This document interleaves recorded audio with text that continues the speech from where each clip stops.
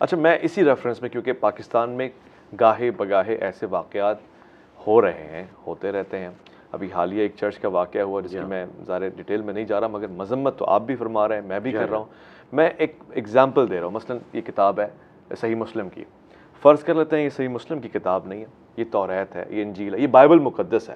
ایک مسلمان کا اس کتاب کے لیے کیا عزت اور مقام کا، یعنی اس کے لیے کیا لیول ہے؟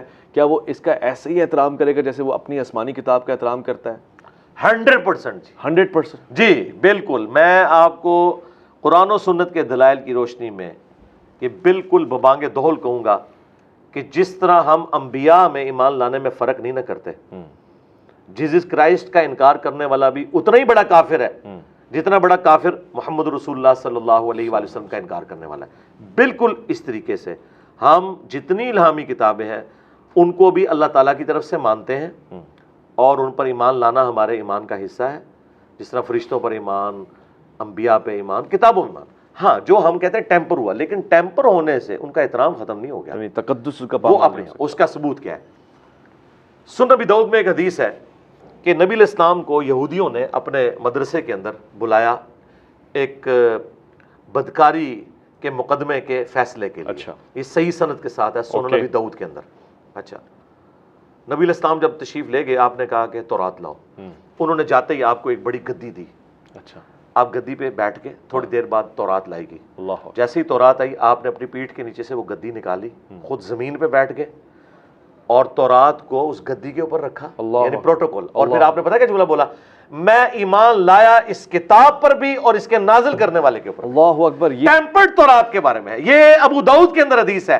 شیخ البانی، شیخ زبیلی زئی، جو اس دور کے بڑے ناقدین ہیں حدیث کی سند کے اعتبار سے، جن کو اتھارٹی مانا جاتا ہے، دونوں کے نزدیک یہ حدیث صحیح ہے الحمدللہ. یعنی سونے کے مور یہ حدیث ہے.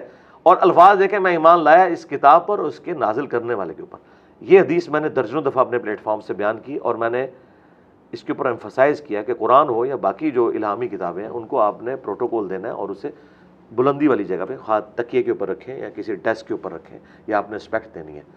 معذرت کے ساتھ یہ جو کچھ جڑا والا میں واقعہ ہوا، اس نے ہمارے سر جو ہیں وہ شرم سے جھکا دیے. سیدھی سی بات ہے. مجھے بتائیں، 6 چرچز جو گورنمنٹ کی اطلاع ہے، وہ تو 21 کلیم کر رہے ہیں جو کرسچنز کر رہے ہیں، چلے ہم محتاط کہتے ہیں 6 چرچز. اس کے بعد عیسائیوں کے گھروں کو آگ لگانا، جو وہاں رہنے والے مسلمان بھی کہہ رہے ہیں زیادتی ہوئی، یہ باہر سے آؤٹ سائڈر آئے تھے.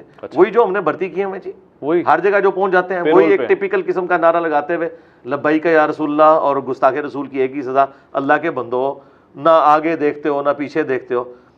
سب سے پہلے یہ اسٹیٹ کا فیلئر ہے کہ وہ ان کو تحفظ دینے میں کامیاب کیوں نہیں ہوئی. اس کے بعد ایز اے نیشن ہمارے سر اس وقت شرم سے جھک گئے ہیں کہ سویڈن میں ایک قرآن جلا، یہاں پہ آپ نے 6 چرچ جلا دیے، اور اس کے اندر بھی وہ جو مقدس کتابیں ہیں وہ جلی ہوئی پڑی ہیں. وہ آپ دیکھیں گے. جی بالکل، اللہ کے نبی نے کہا میں ایمان لایا ان کتاب، ٹیمپر کتاب کے اوپر کہا میں ایمان لے کے آیا. کیوں؟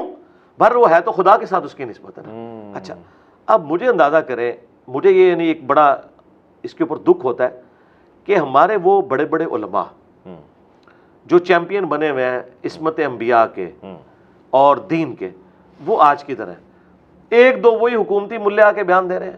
میں یہ کہتا ہوں کہ جی وہ بڑے بڑے نمائندہ علماء جو چیمپئن ہیں اس طرح کے معاملات کے، اور ان کی جماعت نے ہی یہ ساری برین واشنگ کی ہے. گورنمنٹ کا کام ہے گن پوائنٹ کے اوپر ان سے پریس کانفرنس کروائے، ان سے مذمت کروائے. یہ مذمت کبھی نہیں کرتے، لا تعلقی کا اعلان کریں، پریس کانفرنس کریں جیسے ہوتے ہیں. بالکل. اور طاہر اشری صاحب نے بڑی اچھی بات کی ہے، میں اسے سیکنڈ کروں گا. اگرچہ میرا ان سے ایک عقیدے کا اختلاف ہے، لیکن اس کے باوجود یہ ان کی بات بالکل ٹھیک تھی کہ چیف جسٹس کا کام ہے کہ اس مقدمے کا فیصلہ اسی چرچ میں بیٹھ کے کرے. واہ واہ. اسی بلڈنگ میں بیٹھ کے. ایک مشکل کام کوئی نہیں ہے.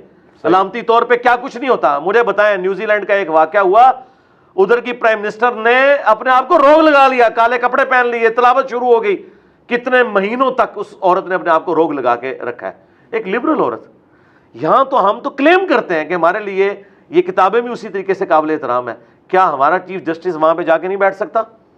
بیٹھے وہاں پہ عدالت لگائے، دن رات عدالتیں لگے، اور جو مجرمین ہیں ان کو سزا دی جائے. ہاں، دوسری طرف جب ان عدالتوں کے اوپر برا وقت آتا ہے توہین عدالت ہو جاتی ہے، یا ہمارے ریاستی اداروں کے اعتبار سے کبھی کوئی غداری وطن کے فتوے یہ لوگ لگانا شروع کر دیتے ہیں، یا کبھی اور اس قسم کے واقعات ہوتے ہیں جس میں ان کی عزت اسٹیک پہ لگی ہوتی ہے، 9 مئی کہہ لیں آپ، یا اے پی ایس کا واقعہ، اس وقت تو ان سب کی جو ساری کی ساری حصہ وہ جاگ اٹھتی ہے اس موقع کے اوپر۔ میں سمجھتا ہوں پاکستان کی تاریخ کے اگر ٹاپ کے 5 شرمناک ترین واقعات جنہوں نے پاکستان کو ڈیمیج کیا پوری دنیا کے اندر، ان میں سے ایک ہے یہ واقعہ۔ ہاں جی، اور اس کی ہیٹ آپ محسوس کریں گے، یہ میں آپ کو بتاؤں اتنی جلدی آپ کی جان نہیں چھوٹ رہی۔ جڑا والا واقعے کی بات، جی جی بالکل۔ اب مجھے بتائیں سویڈن میں ایک قرآن جلا ہے، اب ہم ان کو کیا کہیں؟ وہ کہیں گے بھائی اپنے گھر کی صفائی کرو۔ اللہ، ہم تو لبرلز تھے، انہوں نے تو تورات جلانے کی بھی اجازت دی تھی، جو ایک مسلمان نے اینڈ ٹائم پہ کہا کہ میں آپ کو میسج دینے کے لیے سب کچھ کر رہا تھا۔ وہ تو کسی کتاب کو کچھ نہیں سمجھتے، ہمارا تو دعویٰ ہے کہ ہم الہامی مذہب کے ماننے والے ہیں۔ اللہ اکبر۔ جی دل بہت زیادہ دکھ گیا، افسوس کی بات ہے، اور اس پہ جتنی مذمت ہونی چاہیے اس سے زیادہ میرے خیال ہے تقاضا حکومتی نمائندوں کا، ریاست کے نمائندوں کا ہونا چاہیے۔ اگر آپ نے اپنا حق ادا کیا، میں اسی کے ریفرنس سے تمام مکاتب فکر کے سربراہ، علماء کرام، مشائخ سے درخواست کرنا چاہتا ہوں، فضیلت الشیخ فلاں فلاں فلاں، آپ میدان میں نکل کر آئیں، کم سے کم اس واقعے کی مذمت کریں۔ اسلام کی آبرو کا معاملہ ہے، ریاست کی آبرو کا معاملہ ہے، ایک مسلمان کے ایمان کا معاملہ ہے۔ جو حدیثیں کوٹ کی گئی ہیں تو اس کا انکار کرتے ہیں کہ جی حضور والا سید دو عالم، جان دو عالم حضرت محمد مصطفیٰ صلی اللہ علیہ وسلم، آپ احترام میں اپنی گدی دے رہے ہیں اور کہہ رہے ہیں کہ میں ایمان رکھتا ہوں اس کتاب کے اوپر، تو بھلا اسی تقدس اور اسی نسبت سے اس کا احترام کر لیں۔ اس چرچ میں نہ جانے کتنی کتابیں رکھی گئی ہوں گی، توریت، زبور، انجیل، بائبل کے نام سے، اگر آپ نے ان کو بھی جلا دیا ہے تو آپ نے یقین کریں اپنا ایمان جلا دیا ہے۔